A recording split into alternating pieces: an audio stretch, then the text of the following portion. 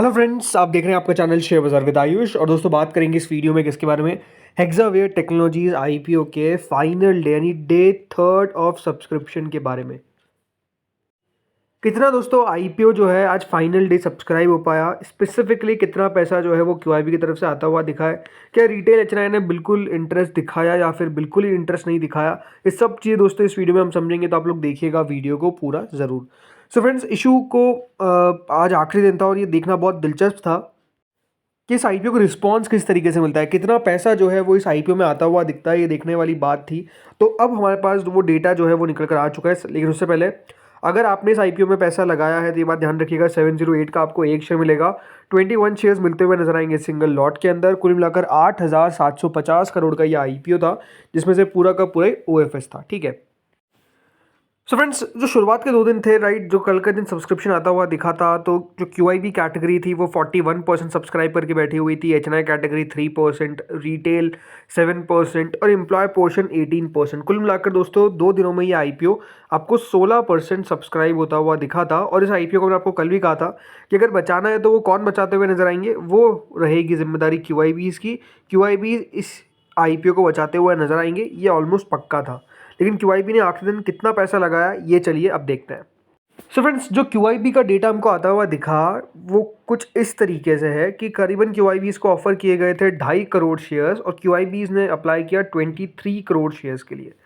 इसका मतलब ये है कि क्यूआईबी कैटेगरी जो है वो दोस्तों कितना सब्सक्राइब करती हुई नजर आई, 9 गुना। जी हाँ, 9 टाइम्स के आसपास क्यूआईबी की तरफ से इस आईपीओ में पैसा डाला गया।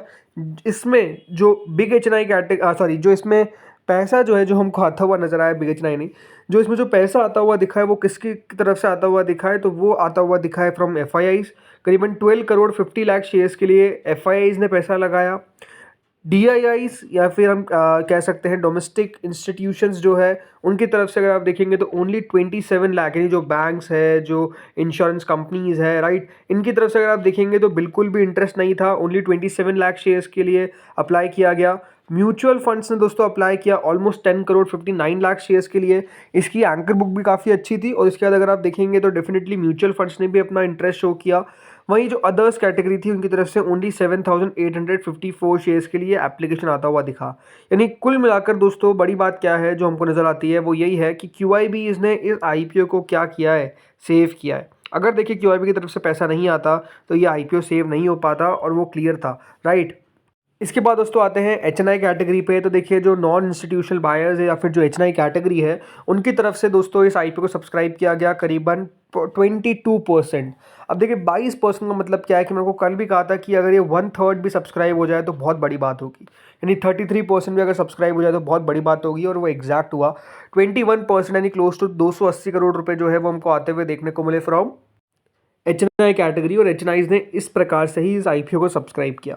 इसमें जो बिग एचएनआई पोर्शन था वो 21% सब्सक्राइब हुआ, यानी करीबन 181 करोड़ रुपीस लगाए गए बिग एचएनआई की तरफ से। वहीं जो स्मॉल एचएनआई पोर्शन था वो 16% सब्सक्राइब हुआ, विच मीन्स कि स्मॉल एचएनआई की तरफ से 69 करोड़ रुपीस लगाए गए।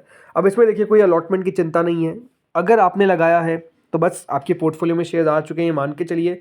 और अगर बिग एचएनआई में मान लीजिए किसी ने 10 लाख की एप्लीकेशन लगाई है तो उसको 10 लाख के ही शेयर्स मिलने वाले हैं। ऐसा नहीं होगा कि आपको 2 लाख से कुछ ऊपर के शेयर्स मिलेंगे। जितना आपने लगाया है उतना मिलेगा। अगर आपने 12 लाख के लगाए, 15 लाख के लगाए, 20 लाख के लगाए, उतने शेयर्स आपको मिल जाएंगे। यानी यहाँ पर सिंपल सी बात है, जिसने जितना लगाया उसको उतना अलॉटमेंट मिलेगा। सेम सिचुएशन स्मॉल एचएनआई में।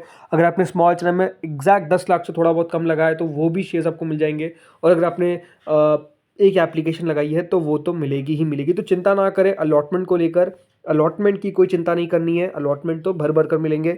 रिटेल पोर्शन भी कुछ इसी तरीके से दोस्तों सब्सक्राइब हुआ 12%, राइट, यानी 4 करोड़ 28 लाख शेयर्स में से क्लोज टू 50 लाख शेयर्स के लिए एप्लीकेशन आता हुआ दिखा, which is close to 355 crore rupees. Retail में भी देखिए अलॉटमेंट सिंपल है, सबको अलॉटमेंट है, फर्म अलॉटमेंट है, 100% अलॉटमेंट है, वहाँ पर कोई चिंता नहीं है।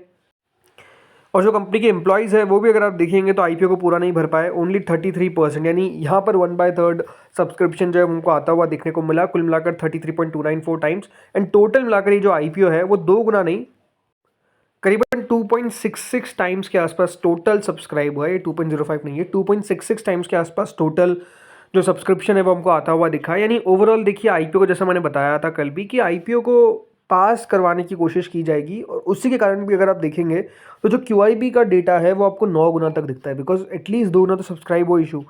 बट अब सवाल ये निकल कर आता है कि यहाँ पर अगर आप देखेंगे जो पार्टिसिपेशन है वो किसका है, ओनली एंड ओनली QIBs का, राइट, ना HNI का है ना किसी और का है।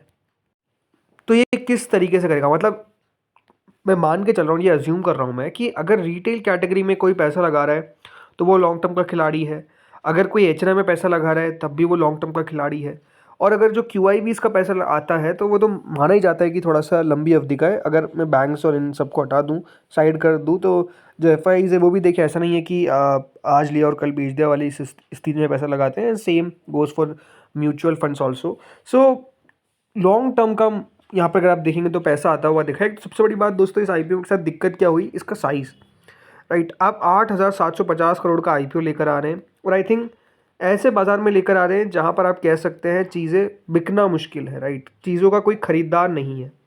इतना बड़ा IPO ऐसे बाज़ार में पहली बात तो देखिए लाना नहीं चाहिए था।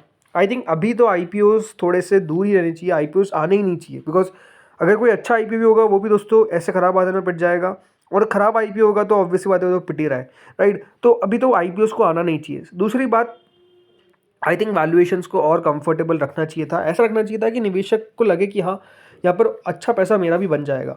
ज़रूर इस IPO के साइज़ को कट किया गया, बट अगेन और कट किया जाना चाहिए था आई थिंक, और ऐसा देखा जाना चाहिए था कि निवेशक किस तरीके से पैसा बनाए और IPO पास हो जाए, बट आई थिंक वो ज़्यादा नहीं सोचा गया।